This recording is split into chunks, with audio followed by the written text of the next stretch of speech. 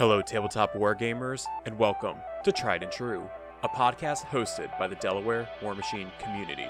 Join us as we dive deep into topics around our favorite games, exploring methods and techniques proven to enhance anyone's gaming experience.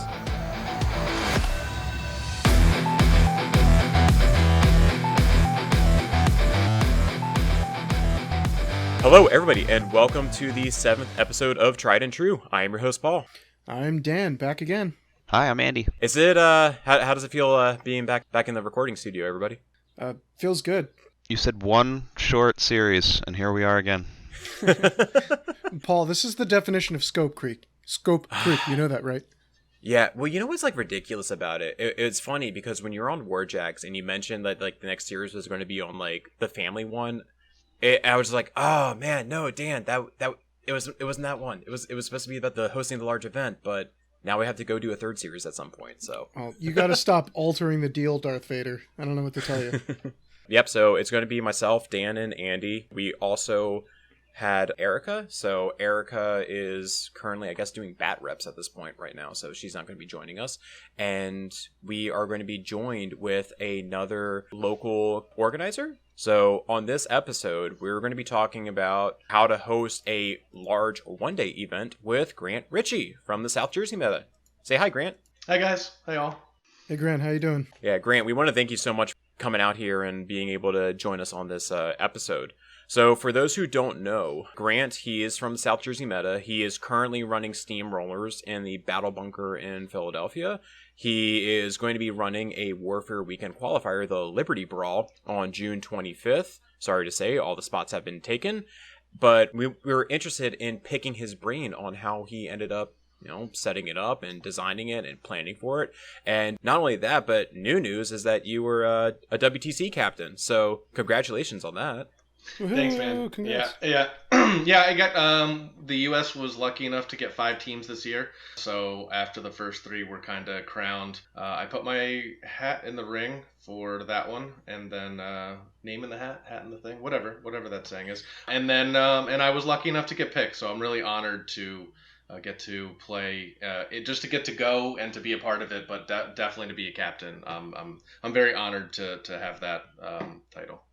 That's like really cool. And what we wanted to do in this episode is, well, first of all, like every other person that we're going to be interviewing in this, is that we want to give Grant an opportunity to talk about his background with, War Machine and Hordes, when he got started, his factions, all that fun jazz. But because of you becoming in WTC, I'm pretty sure that we have other players listening to the podcast that might be interested in going to WTC at one point. Well, how do they actually get maybe picked for it, or at least what the process is in order to go ahead and sign up for that?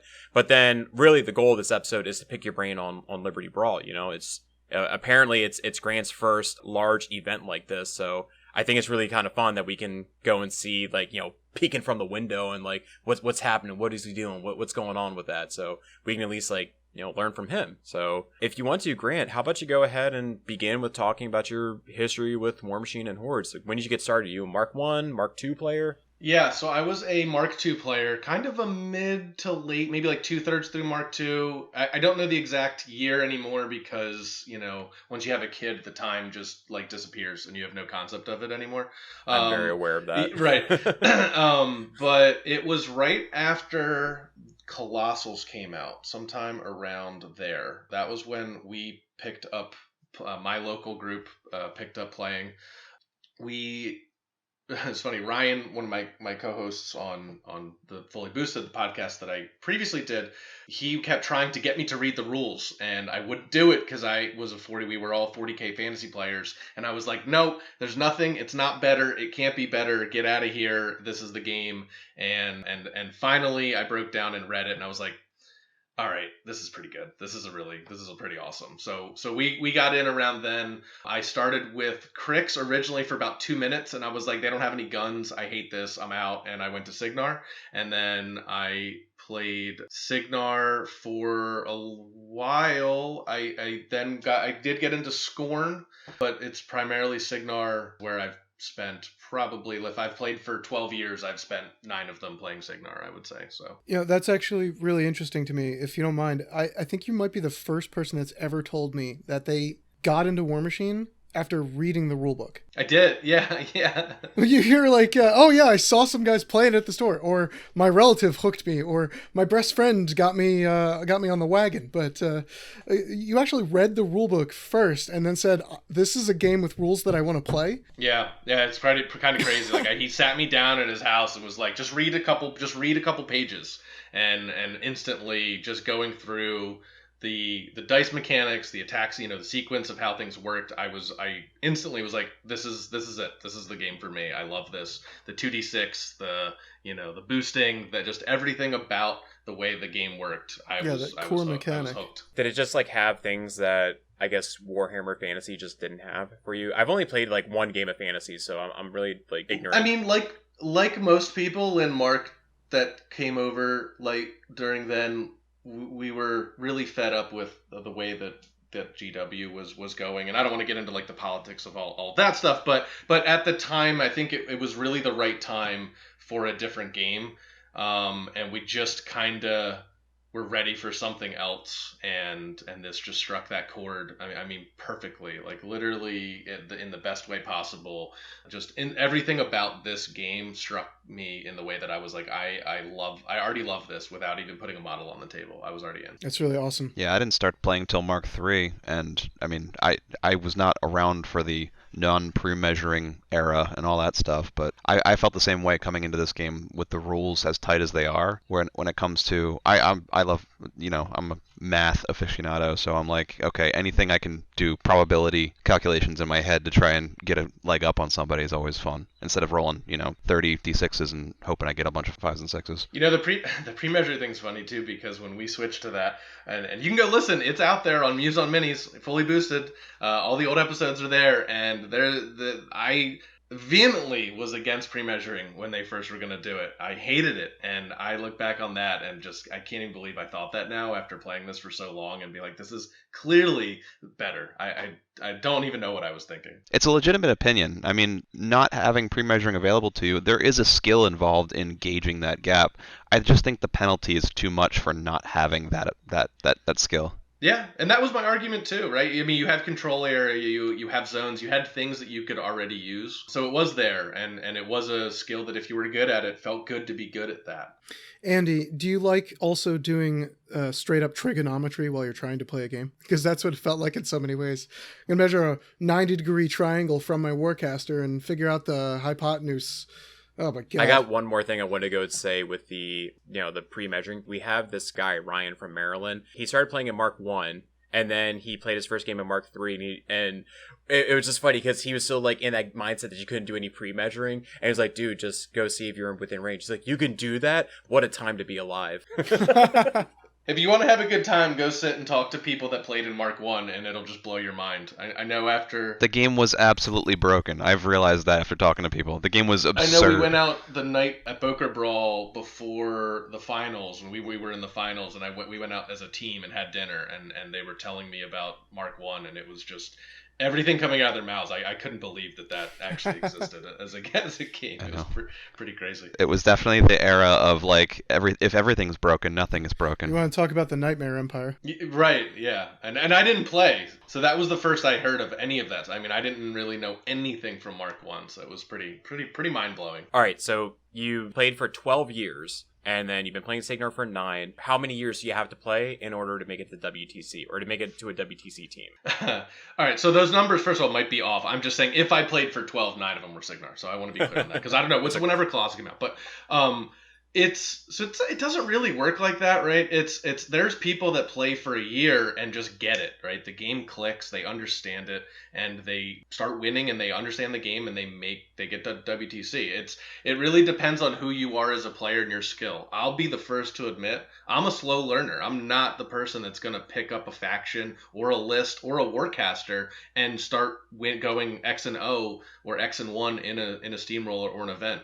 That's just not who I am. So I think it depends on who you are as a player, how quickly you can pick the game up, the basic skills, right? The fundamentals of the game, the spacing, understanding scenario. I mean, we all know War Machine, I mean, it's a complicated game. It's a high skill cap game. It's a high barrier of entry game. So you got to get through that first part of just getting your ass handed to you over and over again, and then you start understanding what your own models do, right? Then you can start learning what your opponent's models do. Then you start losing on scenario, and then you kind of start getting in, and then you like kind of understand the game. So I think that really truly varies per player, and I know that's kind of a cop out answer, but I think that's just the reality of I think there's people that can play for 2 years and be the best players in the world, and I think there's people that play for the entirety of the game and just don't have that, either don't have the drive.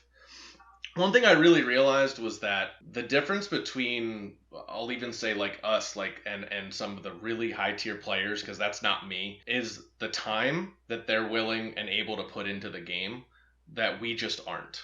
I mean, you talk to some of the players and how many games they get in a week or a day or a month, and the reps and the just their commitment, how much they travel to play in events, and you kind of quickly realize, yeah, I'm not gonna ever, that's never gonna be me, right? Like, I don't have that. It's not that I don't have the drive, it's just that my life is not going in the direction that I'm gonna be able to do that. I happen to occasionally want other things with my life as well.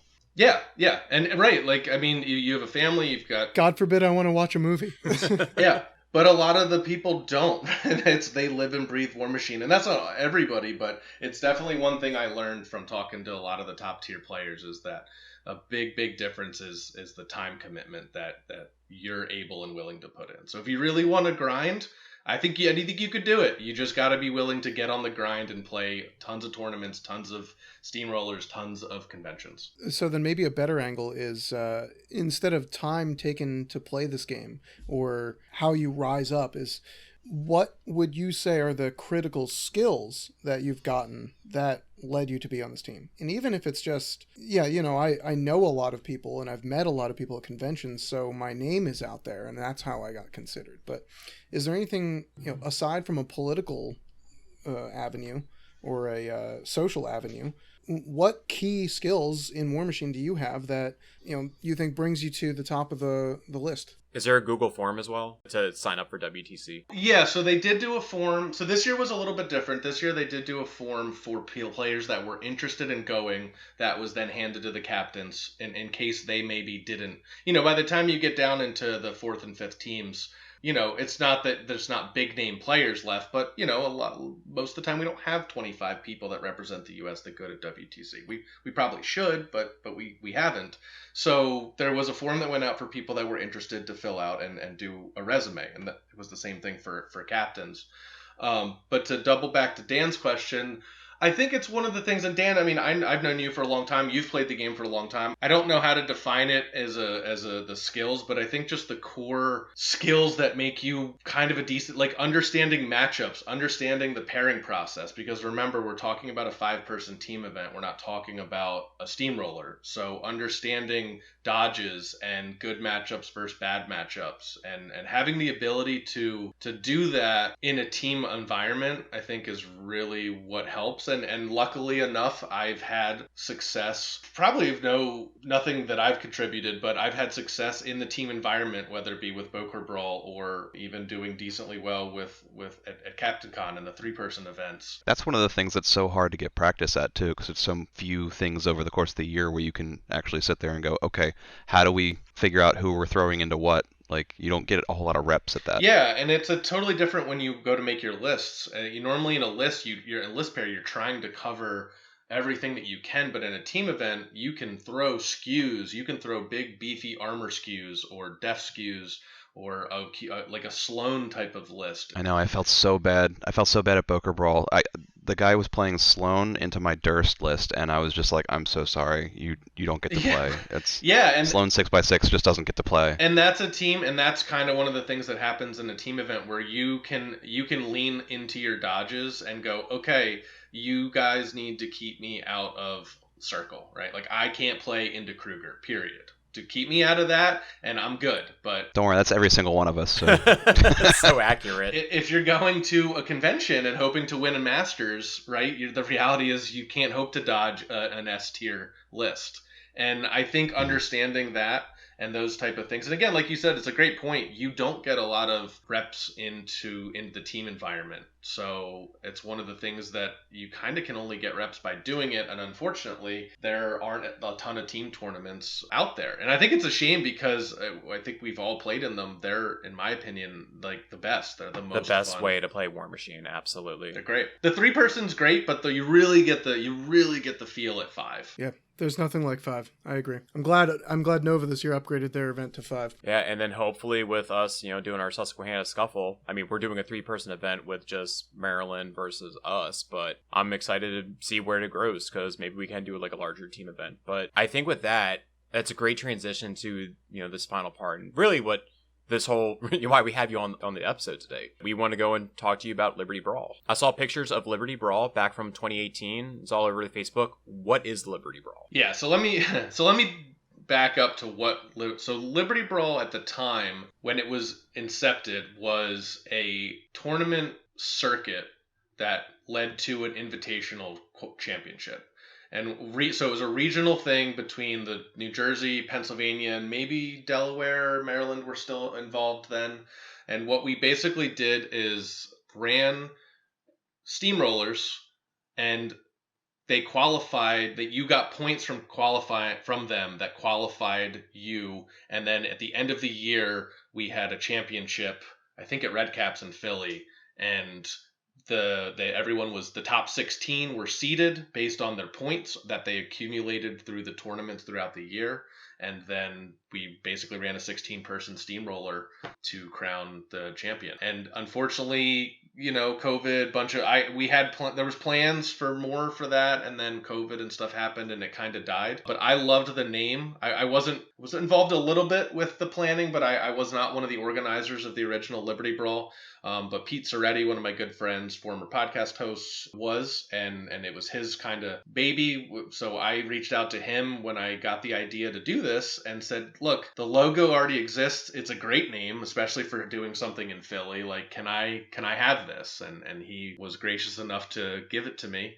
And so I'm honoring him with kind of continuing it. But that's what it started as. It started as a tournament circuit with an invitational championship regionally. I was actually going to ask you that because, I mean, like, you're from South Jersey, and I'm like, how are you in charge of this Philadelphia event? But that's actually a really cool history. Now, I got to ask you this because you're having it at the Battle Bunker. How do you know Marcelo? So I know Marcelo through Mike Ireland and Kat Royer, and basically just the community, right? Again, you don't play South Jersey and Philly is basically the same meta. You don't play in South Jersey and not know the Philly people. It's just kind of how that works. Everywhere kind of has that type of relationship. So I met Marcelo through Mike and Kat, who, again, I've known for years playing War Machine. And the Battle Bunker thing, how did that start?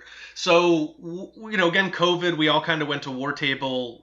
It died. Brad Park, who was our local TO, he was actually really the one that brought all of the communities together. Like, this all really goes back to Brad, because Brad is the one that really started doing a lot of the traveling, and he went to Philly and to North Jersey and New York and Maryland and Virginia, and that's really what brought all of these communities together. So everyone can kind of thank him for this group all kind of being what it is now. But we basically post COVID, I was looking for somewhere to run War Machine events, and my local game store down here, it's just kind of out of the way, right? The New York guys, it's 2.5 hours. The Philly guys, it's an hour.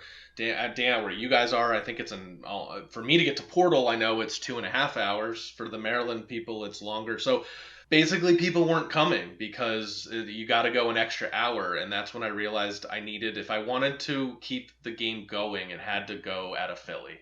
And Gotcha. I had already met Marcelo during COVID and basically just reached out to him knowing he played War Machine and was like, hey, here's what I want to do. Are you open to letting me use your gaming club to run steamrollers? And he was, and it's an incredible venue if anyone hasn't been there. I have to tell you, like, my first time meeting Marcelo, I didn't mean to cut you off, but it was so funny because Jason, the roaming press ganger, invited me up there for a Monday game night. It was over the summer. I went up there.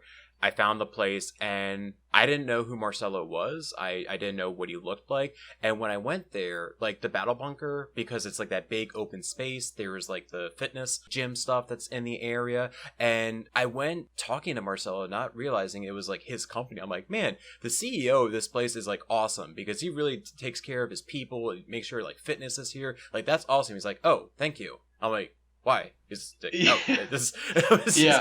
was just like, it was just great. I did the same thing. I thought he was a worker there, right? That just was allowed to use the space, and then found out that it was his business and his warehouse and his gaming club that he ran out of the business. And it's amazing. It's incredible. There's nothing like it that I've ever seen. And what's that old quote? Make your vocation your vacation. You'll never work a day in your life. Exactly.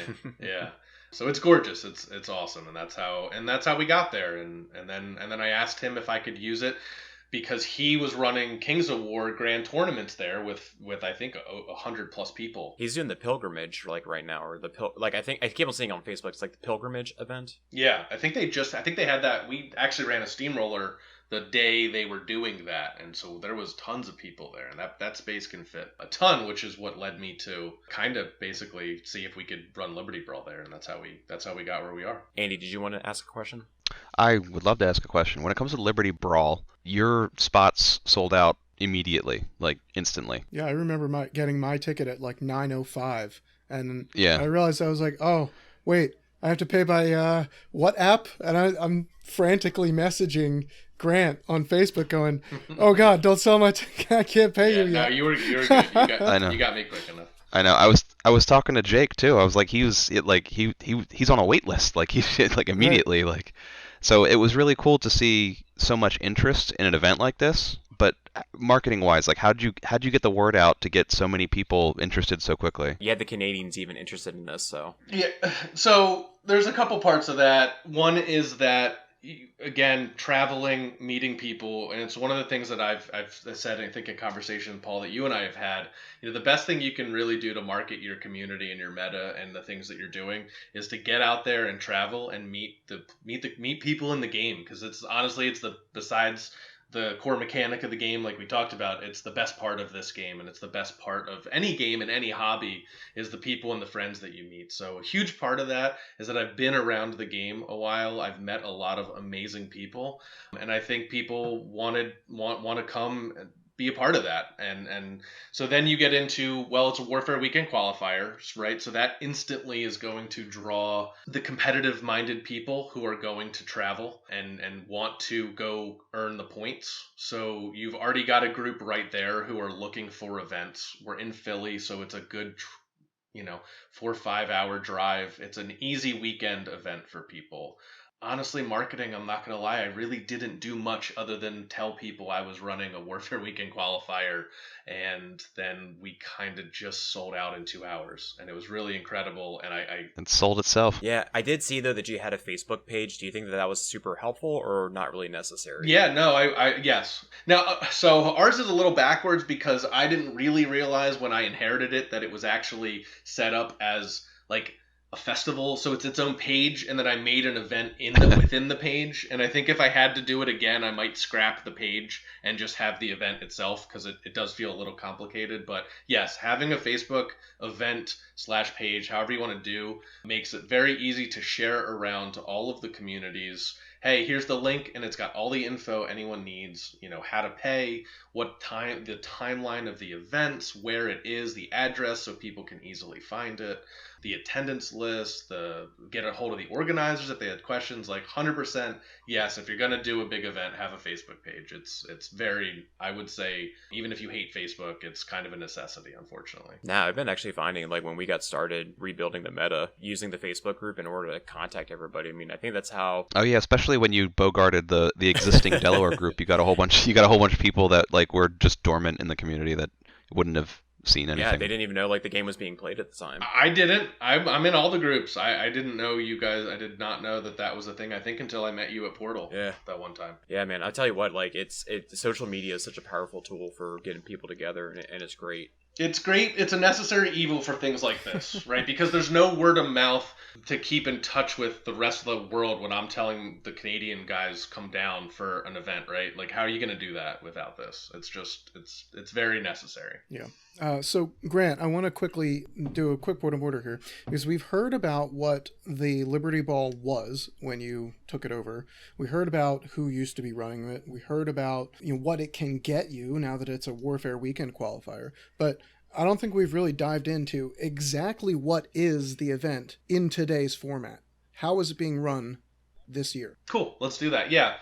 So it is a 32-person, one-day, effectively a steamroller, with points awarded to the top 8 that would go towards the Warfare Weekend Invitational, the championship, so to speak, in November. So we're going to do 5 rounds in one day. Which is a lot. You kind of got to be run a tight schedule, which I'm not good at, which is why I brought Seth in to help me. That's you're going to need a lot of Cliff Bars. Yeah, I'm not known for keeping to a tight schedule when it comes to anything. I'm expecting Seth to pull in Rabideau as well. Yeah, I think we got Dave. I think Dave volunteered. I think Erica volunteered to help do some stuff. So we the community, everyone has been great and very gracious and willing to help. What does Erica call it? The Greater War Council? Is she really doing that now? But yeah, so that's what it is, and that was what I envisioned it to be. And honestly, when it got so big, then I kind of had a thought about making it bigger, but I didn't want to overshoot what I was ready for. Right? I've never run a tournament that big. I've never done anything really bigger than a steamroller. I talked to Seth a lot. I'm not part of Warfaire Brawl, but I listen to Seth. We speak, weekly. We talk a lot, so I'm familiar with the process of running a big event. But I've never done it. This was the first foray. Then that begs the question: your previous events, what was the biggest event you'd run prior to this event? If this is such a big jump for you, man, I'm not sure if I had more than 16.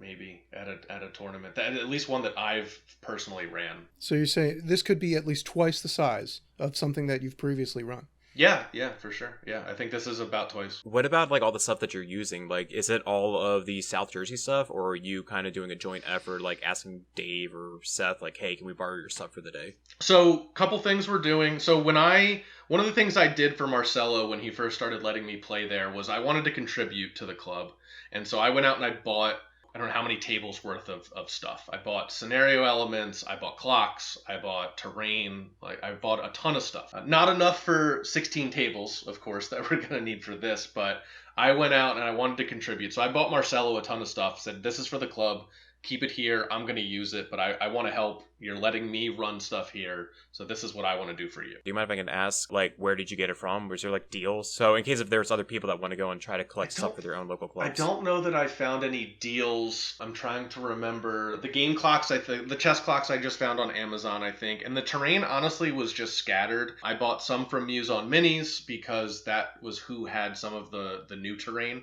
The tall grass, the quicksand, the windswept tokens. I bought... Yeah, we've been making all that ourselves. Yeah, no, and totally. And so did Seth, I think, for Warfaire Brawl. And you could absolutely do it yourself. This was just my lazy way of wanting to help, and I just threw money at it instead. So definitely make your own terrain if you can. It's okay. You're not the only one. You haven't met my wife. Yeah, when you're married with a kid, your time is often more valuable than whatever the hell's in your wallet. Right. And I think there was a couple other websites. I want to say maybe Hidden Forest Games, or the ones that do the Fat Mats maybe might have been where they sell a set, and it's the scenario elements with the objectives, the flags, the zones, and then they have terrain packs that come, I think, either I think we got a couple of those actually, and that's what we started off with. Yeah, the Hidden Forest stuff's really good. I like that mouse pad material. It's very good. Nice. So I bought a bunch of their terrain. I think they also maybe are the ones that have the different the sand, the ice, unsure, but I bought some of that stuff. So then I quickly realized that's not enough to have 16 tables. So that's where I kind of brought in other people. Again, knowing Seth and having somebody that can run a literal convention has its benefits. And one of those was that for this... Oh, sorry, let me double back.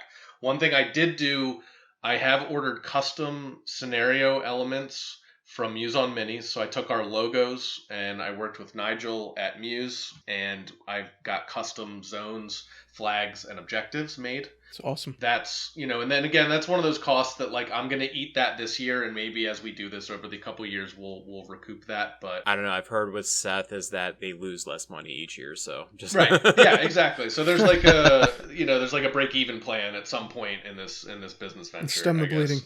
Right.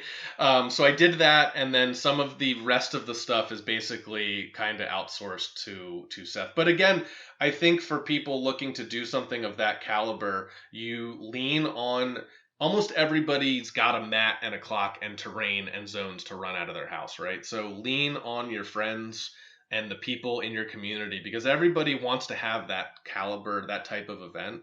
So lean on your friends and offer it up to the people to your TOs and the people that are going to be doing those type of events for you.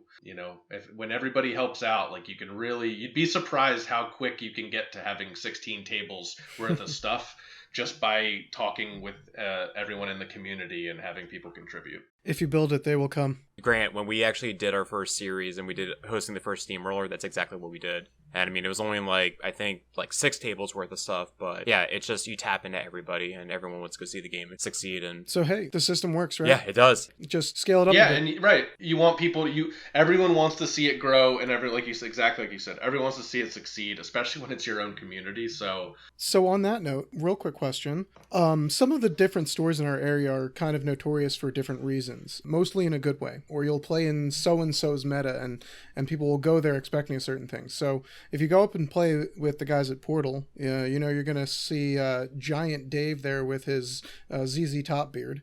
And, if you go to play with Seth, you get to hang out with basically War Machine Dad, and everybody loves him. So what do you think is the biggest draw for people coming to Liberty Brawl, or a Philadelphia meta tournament, and a big one at that? And the Warfaire Weekend points don't count. Okay. Is it really the City of Love? I'll hope that it's me. I hope it's people coming to see me and hang out, and my friends coming to play and hang out and have a good day. I hope the draw is me and the event that I'm putting on and the caliber. I put that, I guess. I want to say the caliber of players that are going to be there, but that's still kind of cop out. I'll take the bullet and I'll say myself. Everyone, they're coming for me. All right? No, I don't. That's I don't know. exactly It's such a good question, but I don't have an answer. I want to just say that it's the community and it's the group and it's the people and it's everybody. It's everybody from our area together along with the people that are traveling, and if you were somebody, it's the same like when we go to Captain Con, right? Or we go to any convention and we go up there and we get to see the group of people that we only see at Captain Con. And I want to say that it's the same thing. You can come to Philly because that's where you're going to get to see all the people from Philly and are in the surrounding areas that you've seen at other events. Not me. I think honestly that's the best answer. We want it to be you. We want it to be the community. We want the people here to be what drives everyone to come to the table, literally. Yeah, I think that's the biggest factor, honestly, for anything. And it's one of the things that kept.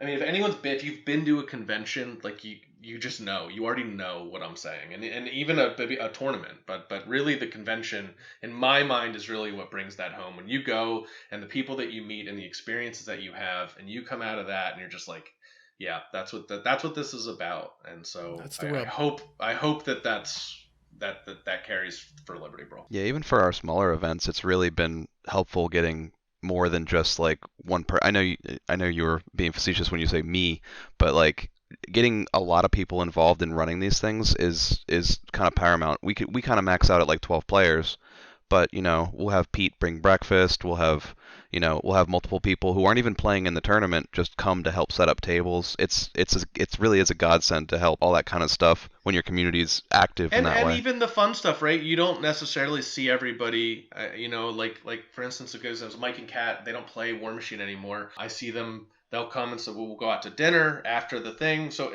or even the people that travel down that you, again, don't see all the time, and you go out to dinner after the event, talk about the games. Oh, well, in round 2, let me tell you about the assassination that I had or almost had. And just the camaraderie, the before, the during, the after. Like, that's just what it's about. It's like a drug. You can't get it anywhere else. Yeah, we've been doing that a little bit more actually with us. We had the watch party when we did the first battle report for the Tried and True battle report. Oh, that was fun. Really cool. It was fun. We turned into a drinking game, and it felt like a party. And then don't we have like Constitution Yards? Yeah, at the time of recording, I think the Constitution Yards event is about 2 days away.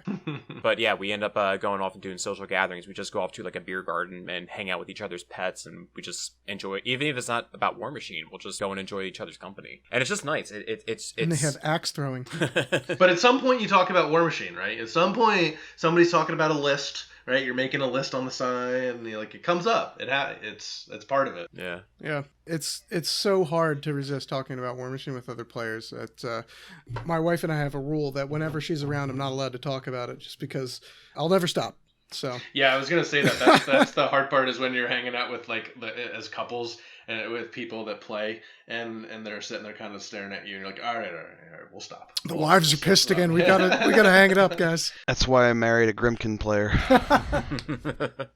Hey, so we got to ask you this. At our store, we have the plaque that if you win the steamroller, you get your name on it. Yep. So is there a special prize for Liberty Brawl? You get like a little Liberty Bell or something? There is. There was, again, Pete's Ready, a godsend of a human, has 3D printed trophies in 3 different sizes. You can actually go see them on the Liberty Brawl Facebook page. I believe that I posted a picture with a small little model for scale. They are 3D printed with some gears with first, second place on them, and they are printed their appropriate colors. I think we're also getting medals. I think Seth said he has a set of medals that he was gonna let me have. So we'll have that. And then also I will be handing out, I don't have a ton of extra, but for some of the people that traveled really far, and maybe I'll try to figure out a way to do a raffle or of some kind, I'm going to hand out some of the flags, objectives, and a couple, I don't want everybody, because I already had people asking me, a few of the scenario sets, because I think that's always a really cool thing. I remember, I'll never forget when Brandon Andrews came up to the Sioux or something, I think, and me and him were buddies, and he brought me a set of the zones from his meta, and I still use those as mine, and I thought that was really sweet. So I think that's a cool thing. I think everybody likes the custom zones, and it's a great conversational starter. Yeah. Oh, where'd you get those? Who do you know? So I definitely want to give out a few of those. So yes, we've got a bunch of stuff. Not the kind of swag Seth's giving out at Boker Brawl. I'm not gonna even try to compete with that. But everybody gets a trophy. but yeah, we got some cool stuff. It's gonna be awesome. That sounds awesome. You get a huge base, and you get a huge base. So when you're planning for something like this, when it comes to the time you put in beforehand, like how early do you start planning this kind of thing? How long is the lead up for something like this? We were talking about Liberty Brawl, I want to say, in that Facebook group chat for about 4 months prior, 6 months prior? Yeah, I'd have to go look and see when.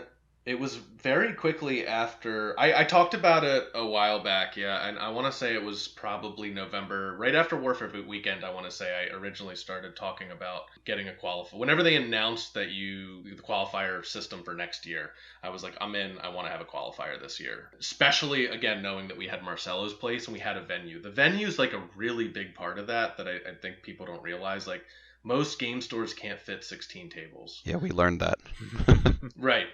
So I started planning around then. Few preliminary conversations with Seth. How do we do this? What do we need to do? Blah, blah, blah. Kind of looking at dates. That was a factor too. One thing, especially with competitive gamers, because again, that's really who you're catering to for an event like this. Not that more casual players, obviously everybody is welcome, but those are the people that are going to fill that event up really quickly. Yeah, those are the people that are going to travel. They're the travelers, exactly. And do you think because it's a 32-person event, you're going to get more people to want to come? Yeah. As the number of players increases, does the draw for this event increase?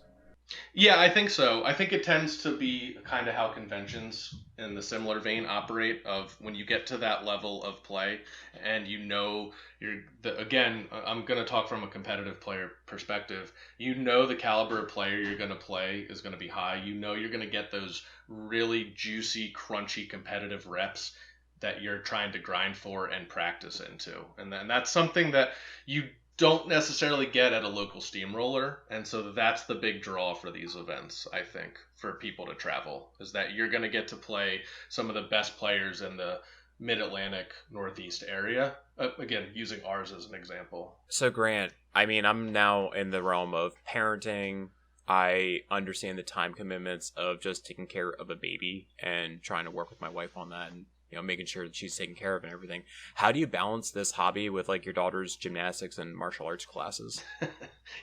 Honestly, we could do a whole episode about that by itself. Next series. No, yeah, because Funny it's so hard. Honestly, the biggest thing is being in a very supportive, loving relationship. Like that's got to be step one, because it's a balancing act of you trying to be selfish and do your own thing, but also be part of the family and still want to be, nobody wants to miss, I don't like missing my daughter's karate tournaments to run an event. I want to be at her gymnastics competitions.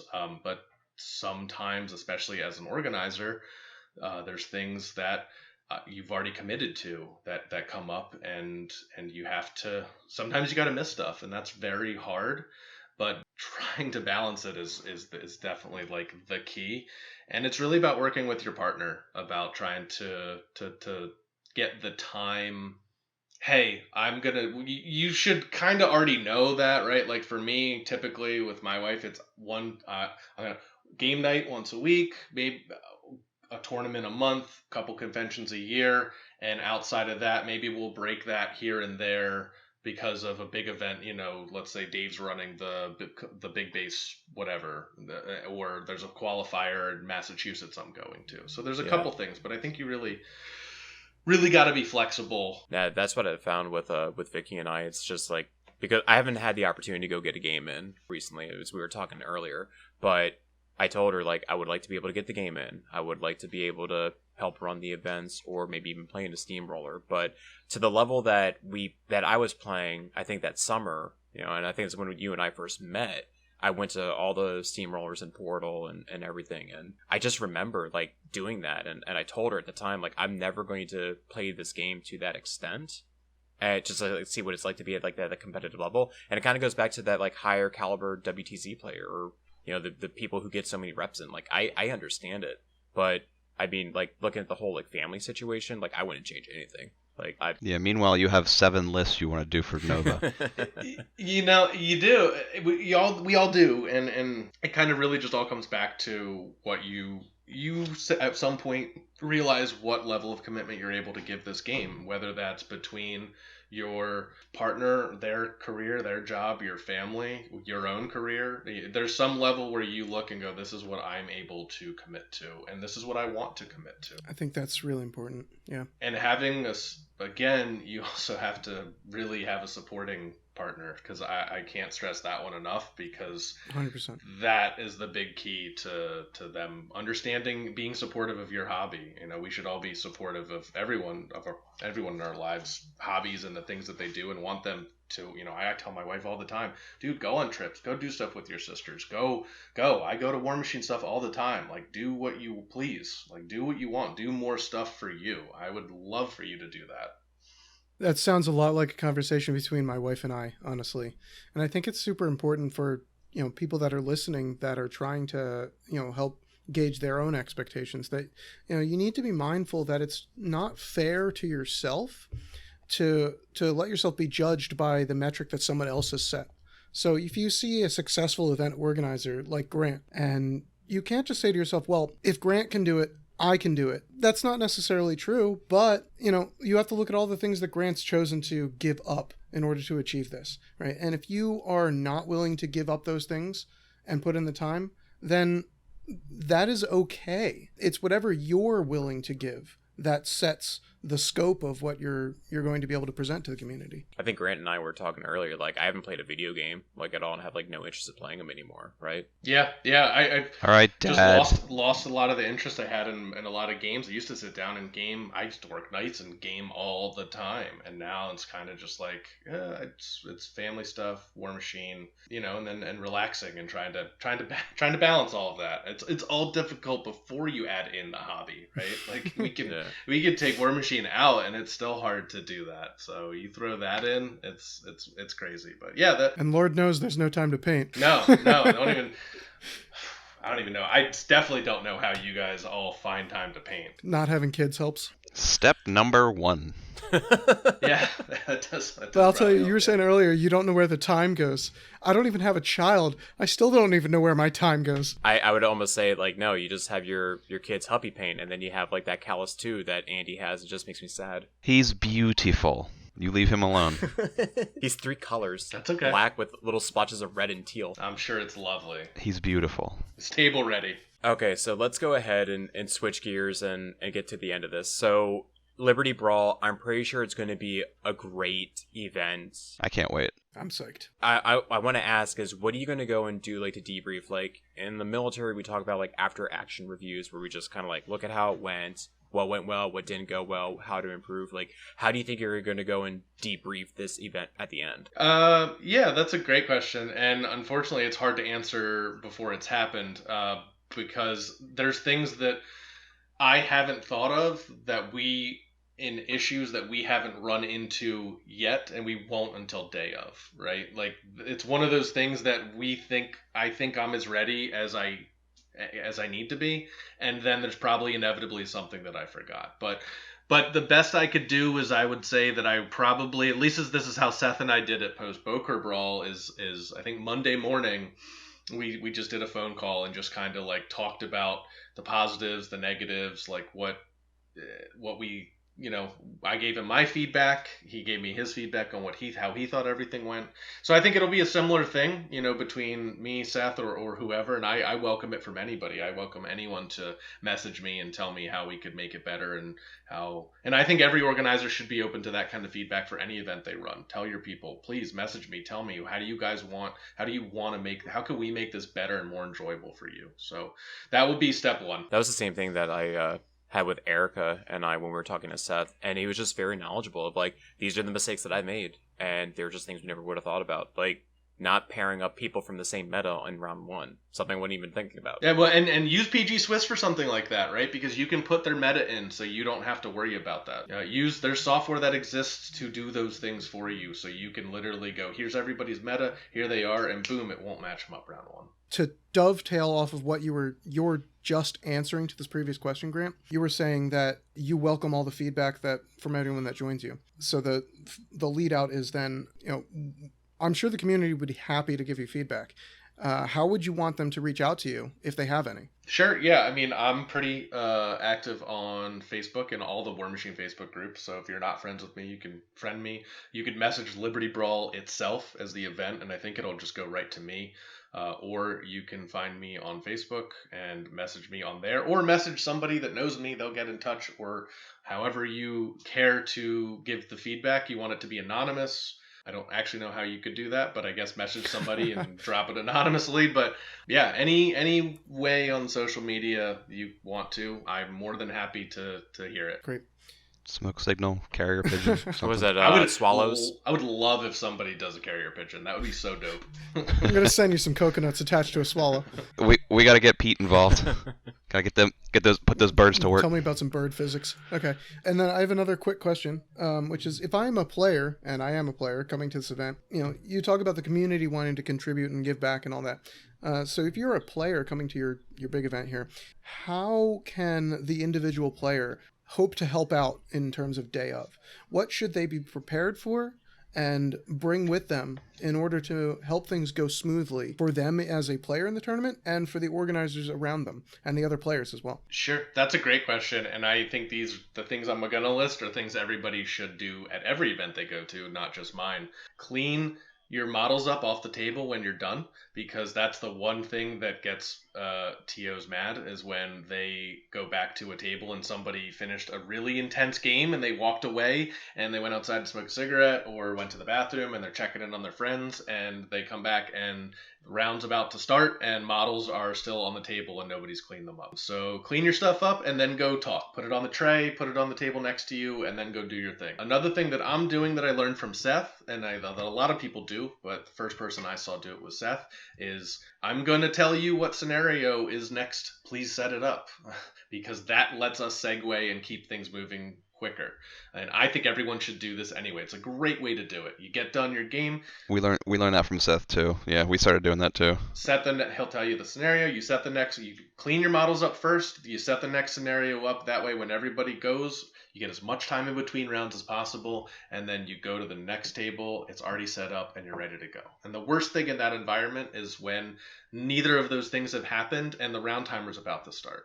You can go look at the schedule. We're doing 5 rounds in one day. It's a tight day. I've got 15 minutes penciled in between rounds. So, and then we're going from 9:30 in the morning until 8:45 at night. And so, there's not a lot of room for leeway. So Liberty Brawl is set up as a 1-day event. Are you looking to, after this 1 year, are you looking to maybe make it a 2-day event or make it bigger, like Boker Brawl level, or maybe just like a 2-day Warfaire Weekend qualifier? Yeah, I think 2-day. So I have to read the rules because I actually thought that there was in the packet that there's rules about how qualifiers have to be run. Like conventions operate a little different, but I don't hold me to this. I may be wrong. I thought there was something in there that it can't be a multiple day event to count as a qualifier unless it was like a master's feeding event, like how conventions work. If I'm wrong, then yes, I would like to do. Honestly, I thought about it 5 minutes after the event sold out because we already had 9 people on the wait list, and I was like, we probably need to get a little bigger for next year and try to do this, to do a 2-day thing. So yes, that is on my radar. It's been on my radar since the day I opened up registration, and I've already talked to Seth about that.